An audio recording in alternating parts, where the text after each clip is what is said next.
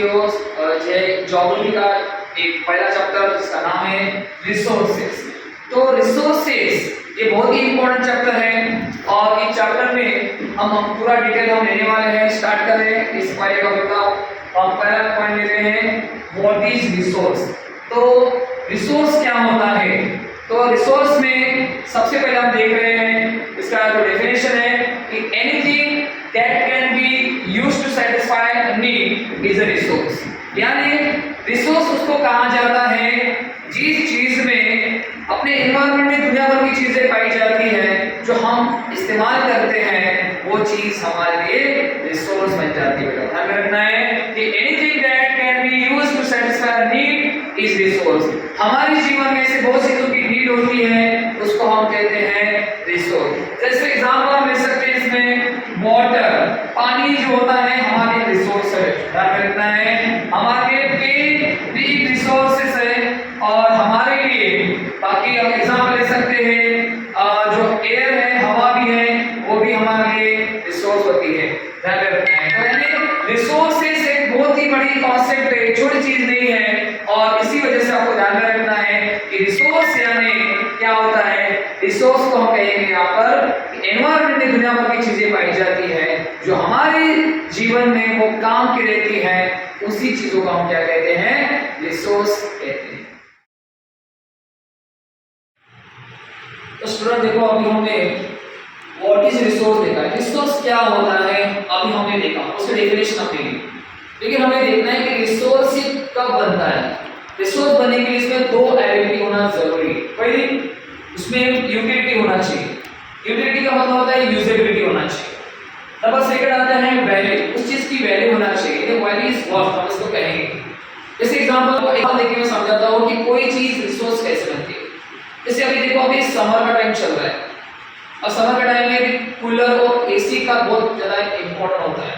यानी हम अगर ऐसे कहेंगे कि कूलर में यूजेबिलिटी है यानी यूटिलिटी है। यूटिलिटी है मतलब यूजेबिलिटी है। यानी कैसे? क्योंकि कूलर हमें ठंडी हवा देने का काम है। अब अगर एग्जांपल लेते हैं कि ऐसे ठंडी के माहौल में ही इसकी वैल्यू है, यानी उसमें दूसरी भी क्वालिटी आती है वैल्यू। मतलब किसी भी चीज में ये दो क्वालिटी होना चाहिए, दो एबिलिटी होना चाहिए, तभी जाकर वो चीज क्या बन जाती है? वो चीज बन जाती है रिसोर्स। जैसे आपको ध्यान रखना कि जैसे मैंने एग्जांपल देके बताया आपको, कूलर का एग्जांपल दिए। ओके, कूलर, एसी आज हमारे लिए बहुत ज्यादा इंपॉर्टेंट है क्योंकि इसमें यूटिलिटी भी है और वैल्यू भी है। और एग्जांपल लेते हैं अभी देखो, मेरे हाथ में एक मार्कर है जो है उसमें लिखने के लिए वो मेरी यूटिलिटी हम इसमें पाई जाती है, मतलब यूजेबिलिटी है। हम उसमें लिखने का काम हम उस मार्कर से कर सकते हैं। और अभी इसकी जगह पर मेरे हाथ में चॉक होता तो मैं इस व्हाइट बोर्ड पर लिख सकता, क्योंकि इस व्हाइट बोर्ड पर लिखने के लिए इसकी वैल्यू है और वैल्यू चीज मतलब कौन सी चीज है? मार्कर से हम इसमें लिख सकते हैं।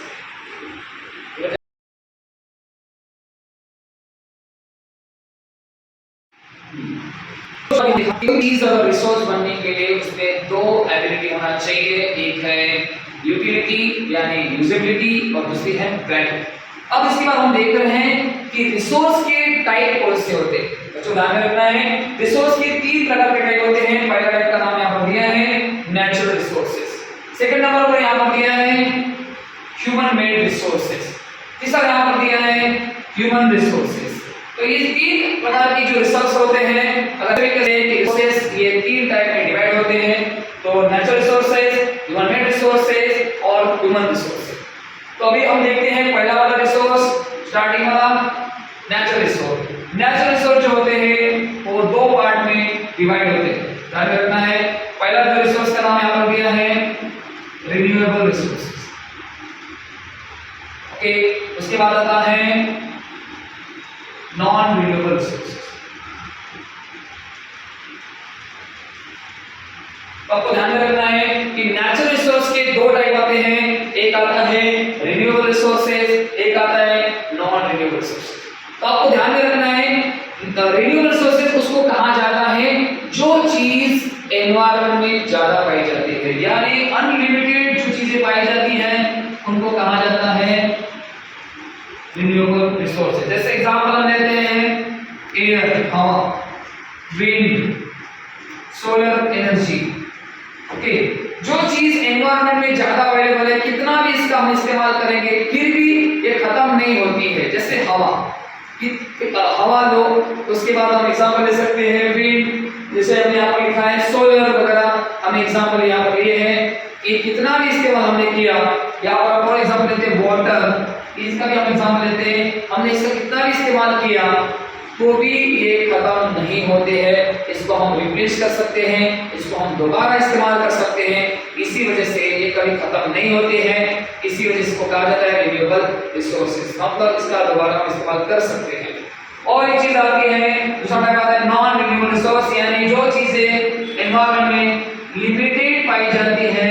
जैसे एग्जांपल हम लेते हैं कोल, मिनरल्स, बहुत से मिनरल्स रहते हैं, कम पाए जाते हैं। पेट्रोल वगैरह आप देखते हैं ये बहुत ही कम मात्रा में अवेलेबल होते हैं, इसी वजह से हमें इसको बहुत बचा के इस्तेमाल करना पड़ता है। एक बार खत्म हो गए, दोबारा इसको बनने के लिए हजारों साल का टाइम लगता है, आपको ध्यान में रखना है।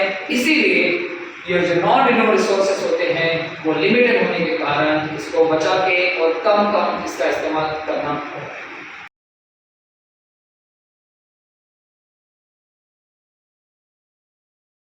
तो देखो बेटा बच्चों, अभी हमने क्या देखा कि हमने नेचुरल रिसोर्स के दो टाइप